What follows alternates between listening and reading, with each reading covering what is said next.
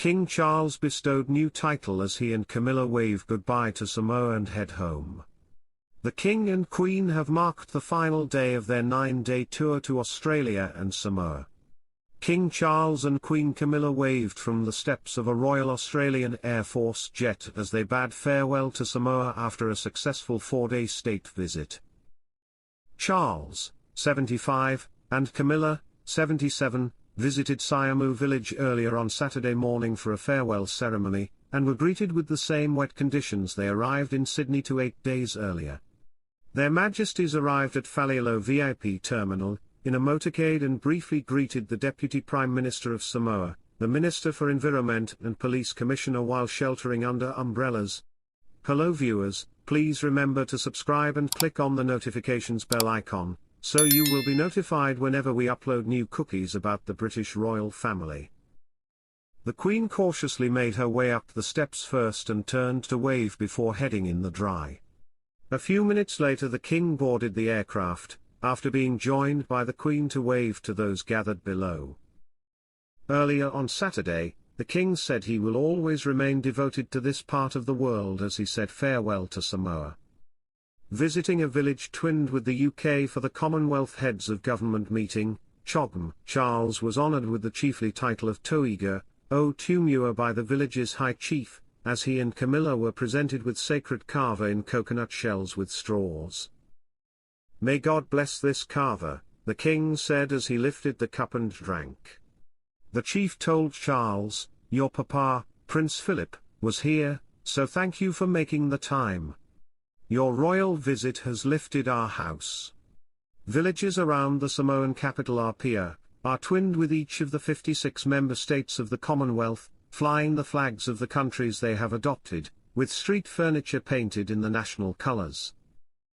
King Charles greets the public at the Melanoma Institute Australia on October 22, 2024. "It's always a bit of shock when they tell you," he told a cancer patient at the Macmillan Cancer Centre at the University College Hospital London on April 30, according to Rebecca English of the Daily Mail. The centre is not directly involved in his care, and the King made the statement at his first outing since resuming forward-facing duties. Before the royal tour of Australia and Samoa, it was reported that King Charles would pause his ongoing treatment, thought to be weekly, during the 9-day, long-distance trip. He is reported to be travelling with 2 doctors and won't be stopping in New Zealand, a nearby Commonwealth realm, on medical advice. Queen Camilla and King Charles arrive in Apia, Samoa on October 23, 2024. After the King's poignant visit to the Melanoma Institute Australia, he and Queen Camilla stepped out in Samoa on October 23 to continue the second leg of the tour. The Australia visit was significant, as it marked the first to a Commonwealth realm since the King's accession in September 2022.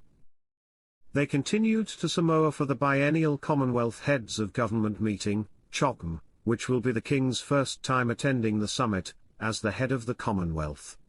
The voluntary association of 56 nations is closely linked to the British Crown. King Charles only sorry to devastated crowds after confrontation with angry protester. King Charles and Queen Camilla were only sorry they couldn't greet more well-wishers after a royal walkabout in Australia lasted just minutes following an angry protest. As the royal couple continued their trip to Australia today, they travelled to Canberra where the King gave a speech at Government House.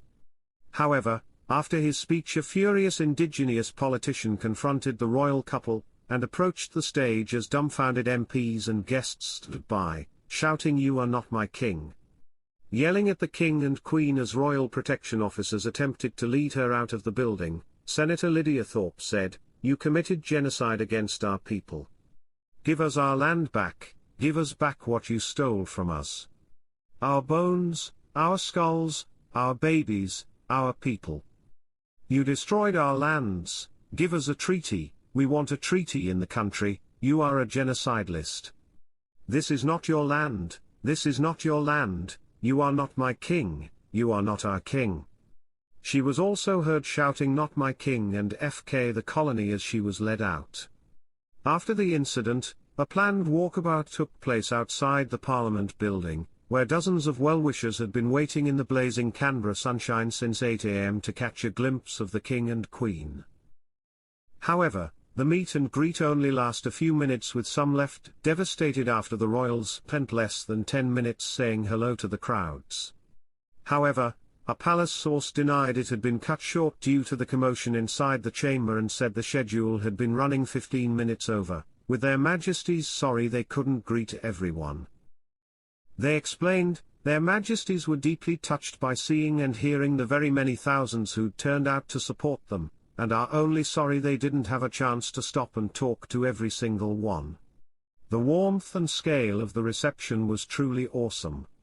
While they are grateful to all the crowds, their Majesties particularly enjoyed hearing individual stories of those who'd made such a special effort to be there.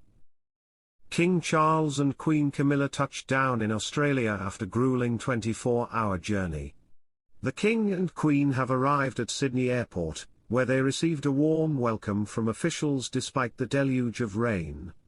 King Charles and Queen Camilla didn't let the torrential downpours dampen their spirits as they arrived in Australia on Friday evening as they touched down in Sydney for their 6-day royal tour.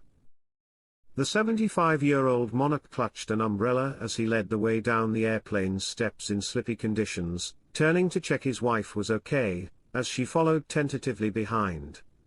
Reassured that she was fine, he walked on to greet the Governor-General of the Commonwealth of Australia Sam Mostyn and her husband, Simeon Beckett.